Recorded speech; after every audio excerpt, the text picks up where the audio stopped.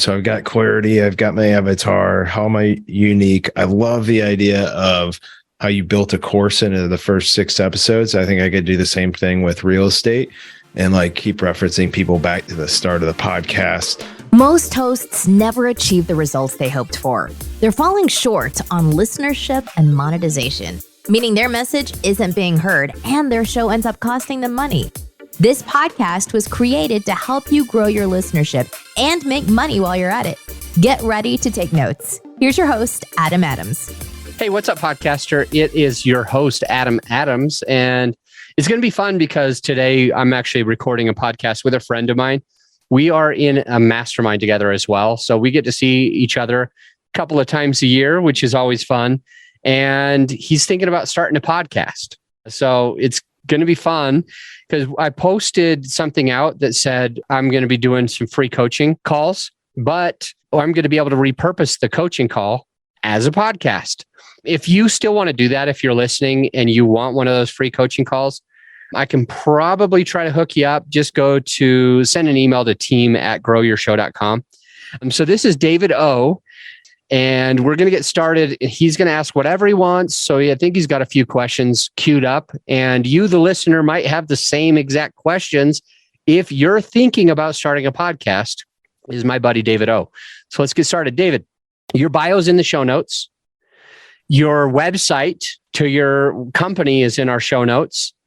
Additionally, whenever you have your podcast launched, the podcast is also in the show notes. So make sure, David, if that's in the future, that you hit us up and you say, hey, I finally launched that podcast. Here it is, because my team wants to make sure that the listener, even in 10 years from now, can find your podcast as well. So let's just turn over the time to you and I'll be answering the questions. Awesome, man. Well, Adam, thanks for having me here. This is so cool. I think a lot of my questions are going to reflect regular guy out there that thinks about, should I start a podcast? And if so, how do I go about doing it?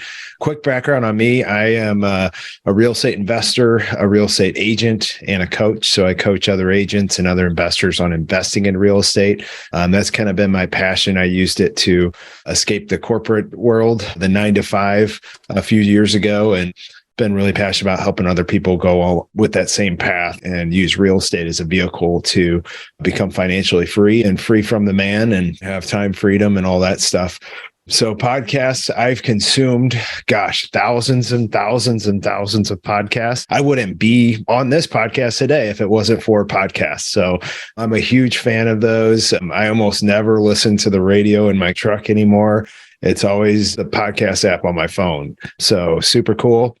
And for years, I've said, I'm going to start a podcast, an opportunity for me to create some content, some evergreen content that could help other people, could further my mission, help other people find success in different areas of their lives. And for whatever reason, I haven't done it. I haven't even pushed record for one episode, not even to try it. And I feel like that may be because I don't want to commit to something that may take a bunch of time and effort for nothing. That may be because I don't have clarity on what the whole objective of the podcast would be. I really don't know. So I'm going to ask the question and kind of let you run with it and then see where we end up. But, I'm a new guy. I've always thought I wanted to create a podcast. What do I do, Adam? What's next for me? Well, going back to what you're sharing, it sounds like you want a podcast. This is just me, my hunch. It sounds like you want one. And the real things that are holding you back is probably two things. So I'm David O. I definitely want a podcast. But I'm not sure if I could sustain it. I'm not sure how hard it is, like how much work it's going to be. And so I'm not the type of person, as David O., I'm not the type of person to just half-ass something. I don't want to start it and then stop later. That would be embarrassing. My wife wouldn't be happy with me. Friends that I told that I was starting a podcast and then I told them I just quit, they might make fun of me. So I just don't really want to get involved if I'm not going to be fully going. And then there was another underlying concern that I had heard, and that was just I don't know what I don't know. I'm not 100% sure what it all takes. Like, I'm getting into something that I can't do. How am I doing so far? Am I your Spot perfect on. psychologist today? Yes. Okay. There's so many podcasts I've came across that like had 10 episodes and then they just quit. Yeah. And like everybody says, I don't want to be one of those guys. Like I couldn't stomach doing that. So it's like, hey, I'm either going for like 500 episodes here or I'll stay at my 0. Yep. I hear you 100%. All or nothing. Let's not half-ass it. We'll full-ass it if we do it at all. All right. So try to get both questions. First and foremost, I want to address the mechanical question, and then I want to address the more mindset question. So the mechanical question is basically like, what am I going to be in for? How hard is it going to be? What are the tasks? How many episodes do I need to record? So I want to just address that first. This allows us to have like a 30,000 foot view of podcasting. This allows you to be able to say, do I know what I'm getting into or not? So here's a few things, and I'm just going to make this off the cuff because in the first 6 episodes of our podcast, and David, you might actually care about this too, is to just go back to the first 6 episodes of the podcast on podcasting. That's this show that we're recording on now. And it is a to Z guide to launching a top podcast. There's other people that have guides to launching a podcast. I've differentiated it because I don't want to just have a show. You can have a show, but you might be the only listener. Your mom might be the only listener. It could turn into a journal, an audio journal, or a video journal, or a diary if you're the only one who's listening. And so we don't want you to just have one. We want you to have a top one. We want it to get traction. So the first 6 episodes of the podcast on podcasting is a course on a top podcast. And I'm going to just go off the cuff on a few mechanical things that you need. You've already got your mic. David has his mic. He's already got his headphones. And the mic sounds really, really good. And so you've got that. The room that you're in, although I can see it, and you have a lot of non-porous walls and glass that's covering up your picture frames, you could having a lot of sound reverb, echoing.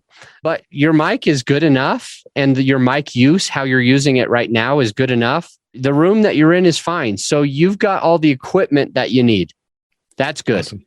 Now, where do you record? That's your next question probably, is like, what would I use to record it on?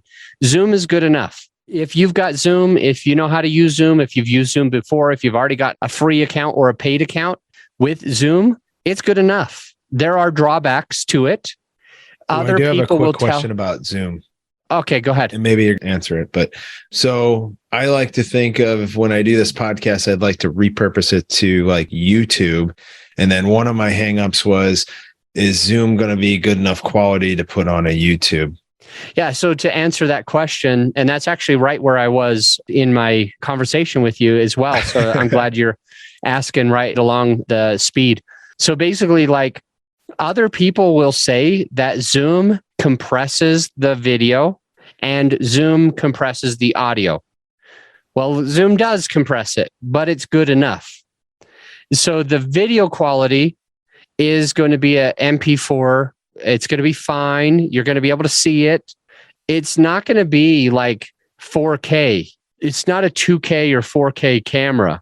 I mean, you might have that, but you're not going to get that quality out of Zoom. You would be using a 4K, but for no reason, because the file is going to be compressed. So if you're making a production that people are likely to watch in the big screen, you need at least 2K. You have to these days.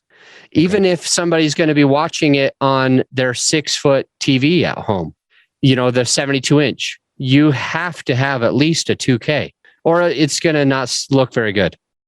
Now, is there an argument that somebody sometime would want to watch your YouTube video that you're repurposing from a podcast? And randomly enough, it happens to be that they wanted to do it from their TV that's 6 feet. Sure, it could be argued that would happen sometimes. But the video quality is less important than the audio quality, to my opinion. The YouTube videos, we really only put them up because YouTube is a big search engine, and we like to use the platform for searchability. We like to be able to have YouTube have somebody who's looking for, let's just say, real estate, since you're doing real estate, and they want real estate coaching, they want real estate mentorship, they want to join a big team like yours where you can kind of show them the ropes of being the most successful for maybe being like a real estate agent and working like under you, basically with you, but within your organization nationwide. We just want them to be able to find you when they're searching. We don't care if you have 4K camera quality. 920p is going to be fine. 920 frames is going to be fine. 1080 by 720 is going to be fine. It's way smaller than 2K, but it's good enough. And most people today that consume YouTube honestly consume it on their phone. And most cell phones are about this big. It's going to be more than enough to be 1080 by 720. It's totally fine. So there's people that will argue against it and say the sound quality is compressed, the video quality is compressed.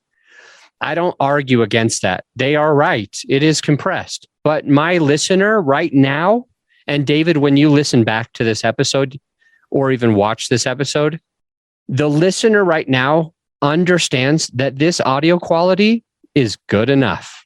They are probably being like, honestly, what the listener's probably thinking right now about the audio quality is, what would be wrong with it? What could an audio engineer be catching? Because this sounds great. And that's similar to the video quality. Video quality is a little bit smaller. It might just look like we both recorded on a decent camera instead of an insane camera that can see our pimples and our pores. We don't really need to see the pimples and the pores. It doesn't matter so much. We see you smiling. We get enough of it. And we're going to get that out of this recording. And we're using Zoom today. Zoom's just easy. I like it. Okay, so we already talked about your mic. We already talked about your room. We already talked about your headphones. We already talked about, you've got lighting. Your lighting is great. I saw you turn on that light before we started recording. I just got this at Home Depot Black Friday sale. This thing is amazing. 1,000 lumen light for $9. Cool. Rechargeable. $9. Had Insane. to put a plug in there. I spend way too much time at Home Depot. So I think you don't need the extra lighting, but you can use the extra lighting. There's nothing wrong with it. You can record easily on Zoom. Now, there are other platforms. I don't have any type of relationship with Zoom. I don't make money as far as I know. Hey, team, if you're listening to my team, I need to talk to my team real quick. Try to make us have some type of affiliate with Zoom. I speak highly of Zoom. It's not that I even speak highly of it. I do defend them because I think people are overthinking when they're like, I can't use Zoom, so what do I have to use? I think people are overthinking. People are not even doing a podcast because they don't know which one to use. And Zoom's good enough. It's always going to be good enough. So go ahead and use it. What else do you need? I think especially just getting started, right? You listen to some of these guys like Joe Rogan and Andy Frisella, like they've got these big $100,000 studios. Like you're just getting started. You don't have a listener base yet. Like start on Zoom, right? Yeah, that's good enough. Yeah. So here's 3 things. And actually it seems as though anytime that I have a brand new person that hasn't launched a podcast that's coming onto the show and doing this interview like you are right now, it seems like a lot of people that don't have the show ask me, what do I need to get started? And I talked about the mic and I talked about the recording software that's good enough. But there are 3 underlying things that you need to do, David.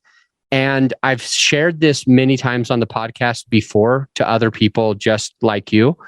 And so I'm going to shorten it a bit with you, David, only because I think there's a good chance that my listener has heard me go through this. And I can also refer to some of the ones that go in even greater detail. But these are prerequisites to you launching a podcast. And that is, what do I want to achieve?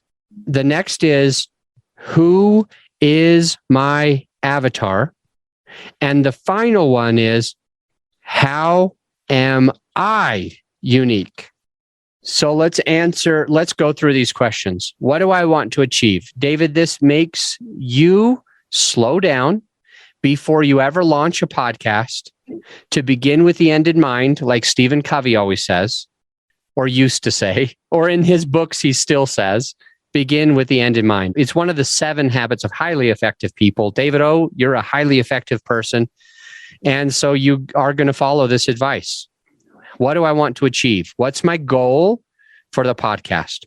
Do I want clients? Do I want to sell real estate? Do I want to build my team of other agents that I can support?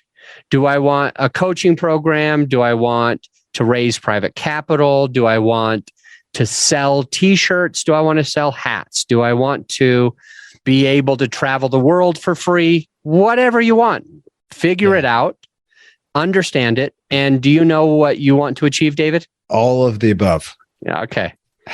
Then we're done, and we will hang up the phone, because you can't chase 2 rabbits. Okay. I guess so I really do need to get pretty granular with what do I want to achieve? Like, what first came to my mind is I want to help people achieve financial freedom. That's kind of the mission of our company.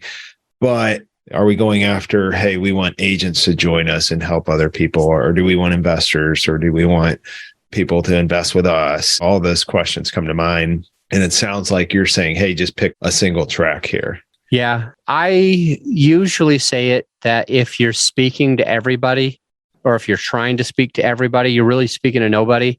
Mm-hmm. If you don't know who that is, or what they're going through, or if you don't exactly even know what you want, then it's a good time to not have your podcast yet. Okay. Right. But if you can start by saying, if I had to pick, this is the best way for you, David. If I had to pick just one thing out of all of those, do I want to raise money? Sure. Do I want to sell more deals? Sure. Investors to call me and ask me if they could sell with me? Sure. Do I want to grow my real estate company so that I have a lot of people that work with me and I can hire and train them and help them be better agents? Yep. Of course. I want all of those things. Well, that's okay to want all of those things, but going back to rabbits, and then I'll also mention a book that I read when I was shoveling snow 2 years ago. So you can't chase 2 rabbits. You can chase them, sure, but you're not going to catch either one. If you're trying to go after 2 different rabbits at the same time, 100% chance you will not catch any rabbits. I know that. If you're only focused on one rabbit, it'll be hard, but you'll probably get him. You'll probably end up getting that one rabbit. Yeah. So if I had to pick one, it would be, I would want to go after the agent. I would want to help agents grow their business working with real estate investors. And in turn, that's going to help the investors. Can you move your mic 5 more inches closer? Yep. How about now? Oh my gosh. So much better. Okay. All right. So let me finish another thing that I was shoveling snow about 2 winters ago, maybe 3. And at the time I had a handyman company. I had a real estate brokerage that I was a part owner in, that I was kind of like the main face of the company, but I had a couple of partners. I also had a syndication company. And additionally, I had a company that helped people get out of foreclosure. So it was like a creative real estate company. And so I had these 4 businesses. I also had a bunch of rentals, and I was trying to do some coaching and mentoring. Actually, I remember clearly, this was 3 winters ago, and I was listening to The One Thing by Gary Keller, one that you've probably read. And he talks a little bit about you can't multitask. He talks a lot about focusing on one thing for now. And when I was done shoveling snow, and by the way, it snowed almost 2 feet that day. And it was the week after that I ended up buying my snowblower because my back hurt so much for the whole week. I'm sitting here listening to the book. I almost listened to the entire book because in Conifer, Colorado, our driveways are huge. I mean, like we're talking like you're in a mansion. It's just how it is. You just can't have a short driveway here. So they're wide. They're big enough for at least 12 cars, at least. Wow. So anyway, I'm just shoveling this driveway and my back's hurting and it's really deep and it's taking forever. So I almost finished that whole book and I leave it mad at myself because I'm like dabbling in all of these little things. I'm like kind of trying this. I'm half-assing that. I'm half-assing this, but I didn't full-ass a single thing. So I left that book and I quit. I absolutely quit 2 of my companies that week. Wow. And I got bought out. I started to get bought out of another company, my brokerage, within a week or 2. And we closed down another company. And then I told my partners of another company that I wasn't going to be worried about these parts of the business because I'm just spread too thin. I was working 72 hours a week, like basically 12 hours a day for 7 days a week. I was working like 72 hours a week. It was not easy. I was stressed. I was drinking too much. I was yelling at my kids. I was unhappy. And that book freaking changed my life. Anyway, a point to it is to just focus on one until you get it. And then you can move on to the next thing. A point to that book is to just focus on one. So for me and your podcast, and you've already selected to support those agents and hopefully to be able to have them part of your team where they're actually working directly with you, where you can pour into them so that they're even more effective. And you can make money too and help them grow their team so that they can make extra cash flow. This is a wonderful model that you have. So what I would do is I would say, this is the main purpose of the podcast. Now, the title of the podcast is going to have that in mind. Now, the people that you have as guests on the podcast, it's going to have that in mind. Now, the questions that you ask your guest will have that in mind. If you have a co-host, it's all with that one thing, because now you understand, what do I want to achieve? Number 2, who's my avatar? Who am I serving? What are they going through? I want you to look at their psychographics, demographics, their geographics, and that's going to help you. Well, the 4th thing that I was going to say is the 3rd question here. But you want to go into that avatar with everything that they go through, how many kids they have, how much money they have, where do they live, what kind of home or apartment or condo are they living in, or townhouse or fourplex, what part of the country are they in, or is it another country? But let's just say, are they on the East Coast, the West Coast? Are they in this city or that city? How long is their commute? How many kids do they have? What do they have to pay for? What do they want to achieve? And what's holding them back from achieving that? When you understand your avatar super duper well, you will be able to really add value to them. Nice. I see a lot of people that start podcasts and they neglect these 2 steps. Well, actually, they neglect all 3 of the steps, but they do neglect the 2 that we've already talked about, which is, what do I want to achieve with my show? And then they go and try to achieve all of these things. They never get any of them. Second, they kind of think that they know who their avatar is, but they haven't selected it as in detail as I just gave you. So they say, my avatar is any real estate agent, or my avatar is anyone who makes at least 6 figures a year. Or they say, my avatar is anyone who is a doctor or an attorney or a CPA. That's not an avatar. This is just a whole bunch of random people. Your avatar is probably going to be one person. They're probably going to live in a place, all that. Third, how am I unique? What am I doing that's different from the other people that can serve my avatar? So, for example, I already gave you an example of this. Remember when I said the first 6 episodes of this podcast is a course on how to launch a top podcast? That's awesome. And I mentioned, I drew a line in the sand and I showed people what's on that side of the line and what's on this side of the line. What's on that side of the line is when you go with the other people, you'll have a podcast. Whoop-de-doo, you'll have a show. You might be the only person that listens to it, and you may as well call it a diary. Yeah. Right? When you're on our side of the line, when you go listen to episodes 1 through 6 versus go to somebody else's course, we teach you how to have traction, how to have a top podcast instead of just having a podcast. You having a diary does nothing for you. You're not going to make an income and you're not going to make an influence. So I draw a line in the sand and I show how all of the other people can support a podcaster, what you'll actually be getting from them. And then if you're on my side of the sand, if you come on my side of this line that I've drawn, that you're actually going to have traction. You're actually going to make an impact. You're actually going to make an income. You're not going to be the only one listening. It's not just going to be you and your mom listening to your podcast. You're probably going to start having people that could do business with you. And so you also, David, need to figure out whatever your line in the sand is. Awesome. So let's just say that the company that you are a big part of, that there's somebody else that has a podcast that is a part of the same company. Let's just pretend that that happens. Okay, well then what makes you different, David? Why are you different? If they can have the same things that way as they would with you, what would make them go with you? And for this, I always share this story about this guy, this cave person whose name is You kind of have to hit your chest when you say his name. That's just how cave people were back then.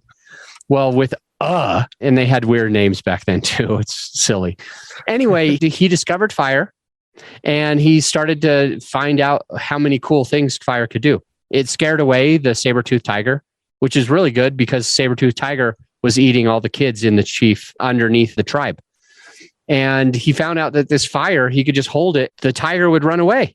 And like now their kids are safe and they can have more kids. They can live and prosper. Another one was that they could stay warm at night. They didn't always have to be moving and they could keep their crops going and they wouldn't have to plant different crops every single time because they could stay in one place. Another thing that was that they could stay up later. Another thing was that they could cook their food, and which is really beneficial for and the chief and everybody else is because they were having the runs. They were having the diarrheas. And he found that he just tried putting some of this meat and it killed the germs enough that he wasn't having the diarrheas anymore. I was super duper excited. He went to the chief and he was like, "Chief, this is epic. Look at all these cool things. Your kids are going to be safe because this scares away the saber-toothed tiger. You won't have the runs anymore, so you'll be stronger and healthier. You can stay out late at night. You don't always have to stay in the cave. And he went through all the benefits. Problem is, the chief wasn't having that. The chief said, "Watch what happens when I touch this fire." And it burned him. It burned the chief. And the chief said, "See what I mean? This is of the devil. We don't want this. We don't want this around. You cannot be playing with fire." And so what did is he drew a line in the sand and he said, "If you guys want to stay over there and have the runs and have your kids eaten and be cold and have to travel and have to keep planting crops year over year instead of being able to use the same perennials or whatever, the same type, you stay over there. Stay on the dark side. Stay with the chief. But I'm going to do it this way." And half the people left. The moral of that story, there's a couple of morals, obviously, but one of them is, what would happen if said the exact same thing as the chief? One or two people would follow him. One or two. It would be his wife and his kid. It would be the people that already liked him more than they liked the chief because they were closer or because they were friends or because he saved them or protected them once. A couple people might move over. But if he said the same thing that those other real estate agents were saying, he couldn't grab the attention of half the people. But he did. And he was able to become the new second chief. So you want to think about these three things. What do I want to achieve with my podcast? Who is my specific avatar? Psychographics, demographics, and geographics. And then finally, what do I do that's completely different from anyone else that could serve them? When you can answer those three questions, I think you're ready to start a podcast. You've got your mic, you know how to record, and you're going to have good focus and direction on your podcast because you're answering those three questions. All right, David, what other questions or clarifications do you need today? Let's see here. That's really good, by the way. That's awesome. Gives me a lot to go from. I'm trying to think of what my next step would be. So I've got clarity. I've got my avatar. How am I unique? I love the idea of how you built a course into the first 6 episodes. I think I could do the same thing with real estate and like keep referencing people back to the start of the podcast to pick up like the basic knowledge they may need before we start talking about the advanced topics in later shows. So I love that. Really good. The next thing I would want to know is I've got my show recorded in Zoom. I'm recording a couple episodes a week. I get into a nice routine. I'm ready to put it out to the podcasting world. What tool, what software, how do I do it? Yeah, good question, man. First, let me ask you something. You mentioned that you were going to record a couple episodes a week. And I wanted to just make sure I had clarity on something. Are you planning on producing a couple episodes a week and recording a couple? And so you're basically washing it and staying about even? Or are you planning on producing 1 episode a week, but recording a couple so you're always ahead of the game, never behind the 8 ball? Yeah, I love that idea. I would basically record a backlog so that I can take a week off and not be like, oh my gosh, I have to record an episode this week or this guy's going to fall. Okay, so always record more than you produce. Yep. I record something like 4, 5, or 6 episodes in a week. So I will usually do that just on Wednesdays. And I'll have like 5 openings on Wednesday, but I have also opened up some to these coaching calls for Tuesdays and Thursdays as well. So for me, I'll most likely at least record 5 at least in 1 week. And what's been being published recently was 2 a week. I'm probably going to be upping that before this episode even is out. It'll probably be 3 a week for a little while, just because we have got so much content. But just remember, David, to record more than you produce. And for the same reason that you mentioned, you would like to be able to take a week off. Well, I have to take 2 weeks off. This week, I have to take 2 weeks off. I mean, this month, I have to take 2 weeks off. Next month, I have to take 2 weeks off, because we're recording around the holidays. So there's like Thanksgiving, there's Christmas, there's New Year's, there's traveling. For like 3 different months, I will take at least 14 days off of all 3 of those months. So it's going to be kind of crazy for me, but a blessing that I've got 4 months of episodes already recorded. So if I don't do anything for 4 months, I'll still be fine. I'll still be okay. And that's what I want you to do as well. I mean, get as far as you can up to 4 months, but at least if you can say that your minimum is 3 weeks of recorded content to be able to be produced, that would be a good minimum. 3 to 6 weeks would be great. Yeah. Yep. I like that. I had actually got a client in the real estate space also. He had 3 weeks and then he went to Hawaii for a week and then he got COVID for a week and then he got emergency gallbladder surgery. And so he ended up, because of all of these things, he was unable to produce any content for 2 weeks. So he had basically got 5 weeks of not being able to record because he didn't have a voice, he was out of town, he didn't have energy, or he was in the ER getting surgery. Yeah. So for him, he ended up losing a lot of listener base because of those 2 weeks missed, even though he had 3 weeks ready to go. With 5 weeks of not being able to produce something new, that gave him 2 that there was nothing that was published. But anyway, just think about it and basically want to share a few of the how-tos. Yeah. So if you're working with a team, there's one way of doing things. And if you're working on your own, there's a different way of doing things. If you are working on your own, I'm going to give you all of these details that if you're working with a team, you don't need. Like, here's a big giant sales pitch for my company. You press record, we handle everything else. We're the easy button for you. So you basically do nothing. You push record, and if you can handle that, bro, you got a podcast. Nice. Because we can literally do all of these other things that I'm about to share with you. So the other things I'm about to share with you are things that need to be done. And I'm going to pull up actually my website because I just want to make sure that I don't miss some of the stuff that needs to be done so that you know exactly what it is. Where I'm looking on growyourshow.com right now is I'm just going to the editing plus. It's within the a la carte. It's the bottom one, editing plus. This is just the back office stuff after what you press record. So here's a few things. You've got to do an audio edit where you've got to mix the audio. You've got to edit the audio. You've got to render the audio. You've got to publish the audio for each of those episodes. That should include some of these things. A teaser. I want your episode to have a short 17-second teaser. If you're doing this on your own, then you're going to listen to the whole podcast and you're going to hear a quote that was really, really good. That's 17 seconds or less.